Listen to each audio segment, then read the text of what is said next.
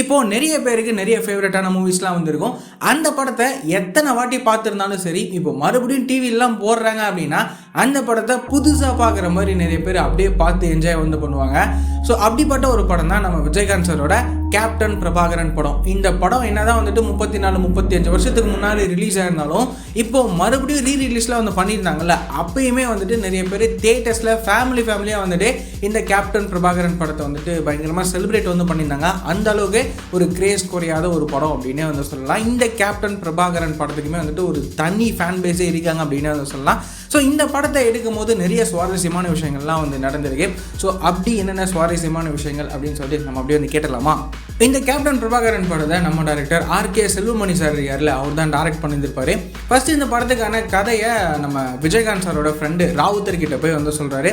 வெறும் ஒன்லைனை மட்டும் தான் சொல்கிறாரு. அதுவுமே ஒரு நிமிஷம் 1.5 நிமிஷத்துக்குள்ளே அவர் சொல்லி முடிச்சிடுறாரு. அந்த ஒரு ஒன்லைன் நம்ம ராவுத்தர் அவர்களுக்கு ரொம்ப ரொம்ப பிடிச்சி போகுது. இந்த படத்தை நம்ம கண்டிப்பாக பண்ணலாம் அப்படின்னு சொல்லிட்டு அவர் சொல்கிறாரு. அதுக்கப்புறமா டைரக்டர் ஆர்கே செல்வமணி சார் சொல்கிறாரு, இந்த மாதிரி இந்த படத்தோட லொக்கேஷன்ஸ் மேக்ஸிமம் காடாக தான் இருக்கும். ஸோ இந்த படத்துக்கு ஏற்ற லொக்கேஷன்ஸை நான் செலக்ட் பண்ணணும், அதுக்கேற்ற மாதிரி காடுகள்லாம் செலக்ட் பண்ணணும் அப்படின்னு சொல்லிட்டு நம்ம டைரக்டர் ஆர்கே செல்வமணி சார் இருக்கார்ல, இந்த படத்துக்காக மட்டும் அந்த லொக்கேஷனுக்காக மட்டும் சவுத் இந்தியா ஃபுல்லாக கிட்டத்தட்ட 40,000 கிலோமீட்டர் வரைக்கும் ட்ராவல் பண்ணி தான் இந்த லொக்கேஷன்ஸ்லாம் சூஸ் பண்ணியிருந்திருப்பாரு. இந்த கேப்டன் பிரபாகரன் படத்துக்கான 90% ஆஃப் ஷூட்டிங்கை எங்கே எடுத்திருப்பாங்க அப்படின்னா சாலக்குடி, அதுக்கப்புறமா இடுக்கி அப்படின்னு சொல்லிட்டு இந்த மாதிரியான இடங்கள்லாம் சுற்றி தான் இந்த படத்துக்கான 90% ஆஃப் ஷூட்டிங் எடுத்திருப்பாங்க. மீதி இருக்கிற 10% ஆஃப் ஷூட்டிங் எங்கே எடுத்திருப்பாங்க அப்படின்னா ஆந்திரா, கர்நாடகா, அதுக்கப்புறமா முண்டந்துறை அப்படின்னு சொல்லிட்டு இந்த மாதிரியான இடங்களில் தான் இந்த படத்துக்கான ஷூட்டிங்கை எடுத்திருப்பாங்க. இந்த படத்தில் நடித்த 3 ஆர்டிஸ்ட்டுக்கு ஒரு மிகப்பெரிய டேர்னிங் பாயிண்ட்டாகவே இந்த கேப்டன் பிரபாகரன் படம் அமைஞ்சிருந்தது அப்படின்னு சொல்லலாம். நம்ம சரத்குமார் சார், அதுக்கப்புறமா ரம்யா கிருஷ்ணன் மேம், அதுக்கப்புறமா நம்ம மன்சூர் அலிகான் சார். நம்ம சரத்குமார் சார்லாம் ஸ்டார்டிங்கில் அந்த டைமில் சின்ன சின்ன ரோலில் தான் நடிச்சிருப்பாரு. ஒரு சில படங்களில் வில்லனாகவும் அவர் நடிச்சிருப்பாரு.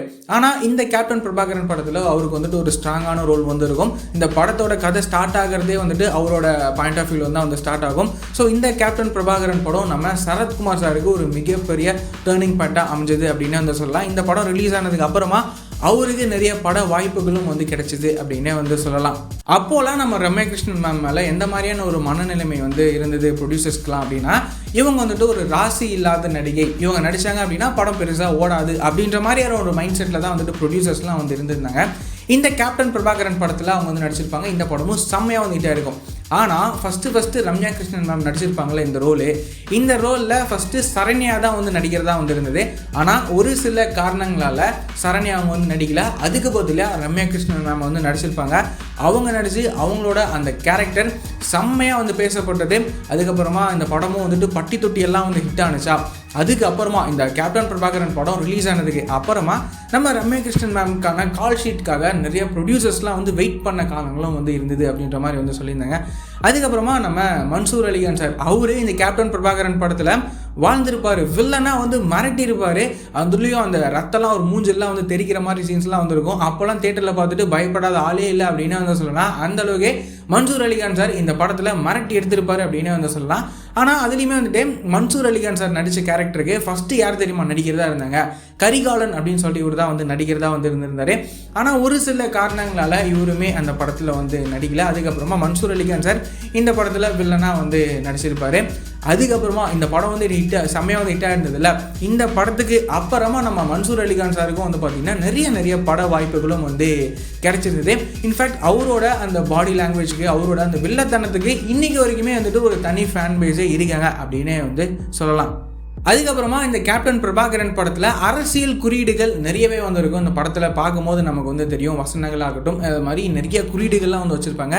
இந்த கேப்டன் பிரபாகரன் படத்தில் சிஎம், அதாவது தமிழ்நாடு முதலமைச்சர் யார் அப்படின்றத டைரெக்டாக ஆடியன்ஸ் கிட்ட காட்டியிருக்க மாட்டாங்க. அந்த ரோலில் யார் நடிச்சிருக்காங்க அப்படின்றதையுமே டைரெக்டாக காட்டியிருக்க மாட்டாங்க. இந்த படத்தில் நீங்கள் பார்க்கும்போது தெரிஞ்சிருக்கும். இந்த படம் ரிலீஸ் ஆகிட்டு செம்மையாக ஹிட் ஆனிச்சுல. இந்த படத்தை பார்த்துட்டு நம்ம கலைஞர் அவர்கள் என்ன சொல்லியிருப்பார் அப்படின்னா, இந்த கேப்டன் பிரபாகரன் படம் ஒரு ஹாலிவுட்டுக்கு ஈக்குவலான ஒரு படம், இந்த படம் ரொம்ப ரொம்ப நல்லா இருக்குது அப்படின்னு சொல்லிட்டு ஒரு மேடையிலே அவர் பார்த்திங்கன்னா சொல்லியிருப்பார். அதுக்கப்புறமா இந்த கேப்டன் பிரபாகரன் படத்தில் நம்ம சரத்குமார் சாருக்கும் ரம்யா கிருஷ்ணன் மேமுக்கும் நிறைய சீன்ஸ்லாம் வந்து வச்சுருப்பாங்க.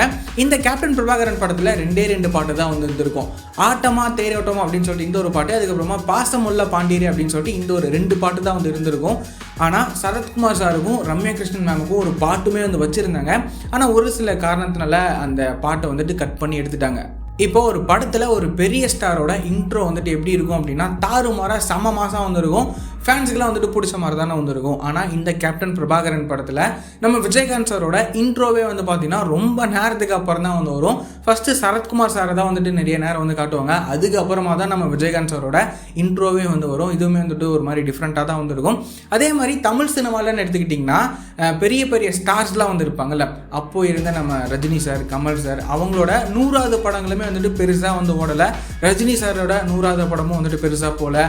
நம்ம கமல் சாரோட 100வது படமும் வந்துட்டு பெருசாக வந்து போகல. ஆனால் நம்ம கேப்டன் விஜயகாந்த் சாரோட 100வது படமான கேப்டன் பிரபாகரன் படம் வந்துட்டு ரிலீஸ் ஆகிட்டு செம்மையாக வந்து ஹிட்டாக இருந்தது. கிட்டத்தட்ட 1 வருஷத்துக்கும் மேலே ஓடி இருக்கு அப்படின்ற மாதிரி வந்து பார்த்தீங்கன்னா சொல்லியிருந்தாங்க.